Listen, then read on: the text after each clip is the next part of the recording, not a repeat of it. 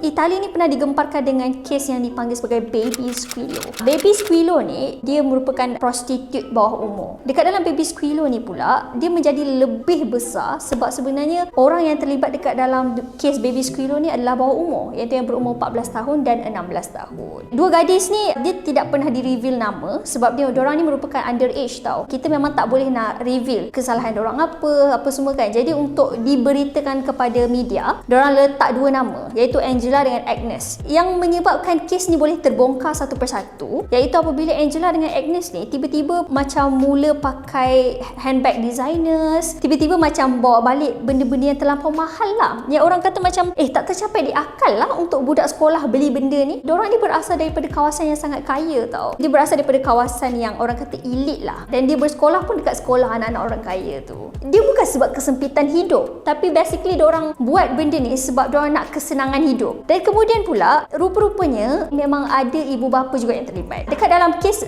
yang 16 tahun tu, mak bapak dia macam pelik tau.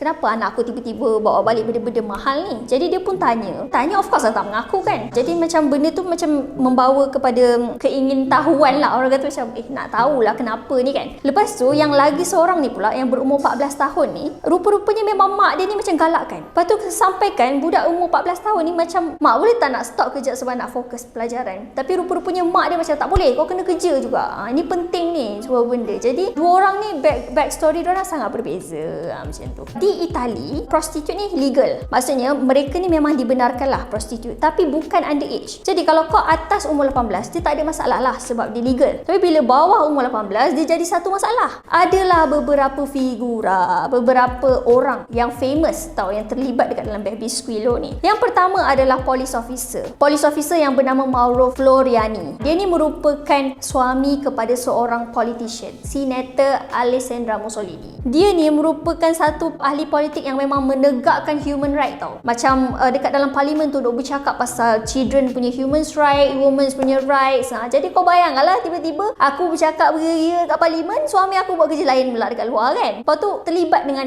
prostitut bawah umur pula tu, jadi benda tu jadi lagi besar. Mussolini ni pula ahli politik, jadilah lagi besar benda tu. Macam biasalah bila ada campur tangan politik ni, pihak belah sana cubalah nak kait-kaitkan. Dan sebenarnya yang menyebabkan klien-klien dia tertarik disebabkan oleh faktor yang dorang perempuan ni semua bawah umur. Maksudnya bukan semata-mata nak langgan tu sebab dorang tak tahu. Sebenarnya dorang tahu. Dan orang-orang yang terlibat pun bukannya biasa-biasa. Ada yang lawyer, ada yang memang ahli politik, ada doktor yang memang orang kata ada background education yang sangat bijak, namun tak bijak lah dalam mengatur hidup mereka. Penyudahnya kes Baby Squillo ni, mak kepada yang budak 14 tahun tadi yang memang suruh dorang ni macam pergi buat prostitut tu, dia di sentence sebanyak 6 tahun. Ada dua orang tau yang memang jadi macam bapa ayam lah dekat dalam kes ni. Yang pertama adalah yang menyediakan bedroom apartment tu. Dia ni digelar sebagai ini. Dia di sentence 10 tahun dekat dalam penjara. Dan kemudian ada lagi seorang pula yang tukang cari klien. Tukang cari klien ni pula dia di sentence sebanyak 7 tahun. Dan sampai sekarang tak ada siapa pun yang tahu siapakah Angela dengan Agnes yang dikatakan dekat dalam kes Baby Squillo ni. Sebab identitinya masih lagi disembunyikan. Namun apa yang kita dapat tahu bila kita tengok sendiri kes Baby Squillo ni, kita kena tengok sendirilah anak-anak kita buat apa, search apa, layar apa dekat internet tu supaya diorang ni tak terlibat dekat dalam benda-benda yang macam ni.